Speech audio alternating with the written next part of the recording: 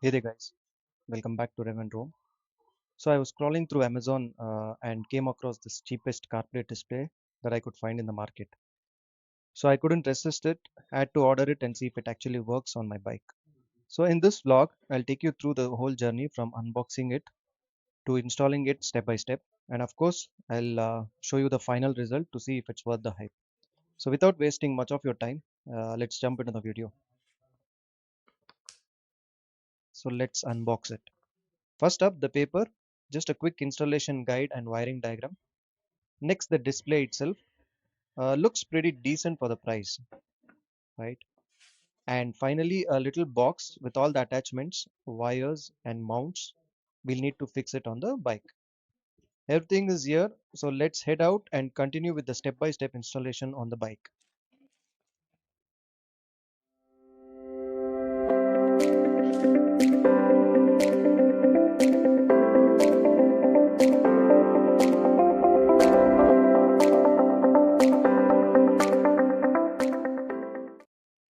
All right, here I'm with the bike.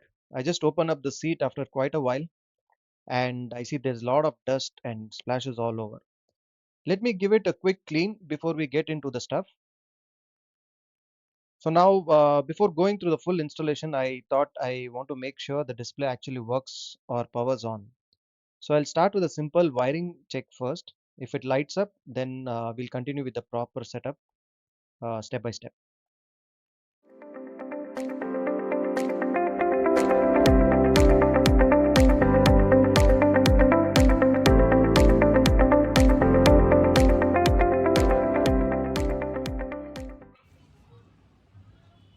The wires they supplied weren't long enough to reach the terminals properly.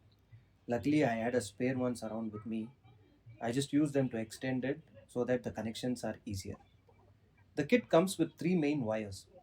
The white one goes to the positive terminal of the battery, the black one goes to the negative terminal of the battery, and the most important, red wire goes to the bike ignition. So, why I say that red is important is because only when I connect it to the ignition, I need the display to be powered on. That which means when I turn on the keys, the display should come on. Otherwise, the display should be turned off. So keep this in mind. You need to connect the red one to the bike's ignition. So finally, the bike display is on. I was expecting it to work fine. So tried to connect it through my phone. And yeah, here you see.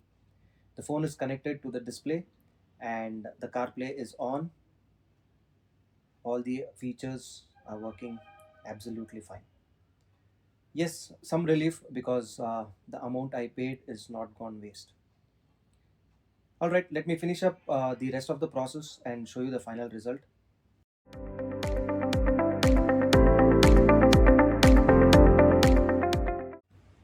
Now that the display is up and running, it's time to tidy things up.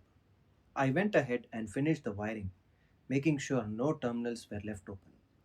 Taped everything neatly into the place so it stays secure, and also routed the wires carefully so nothing is hanging or showing on the outside.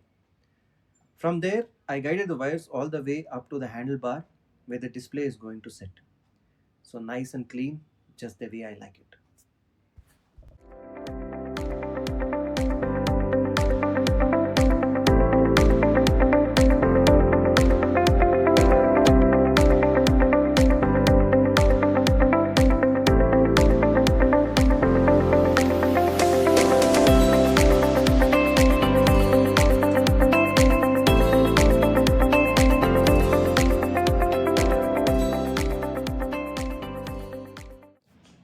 The display is finally fixed onto the handlebar.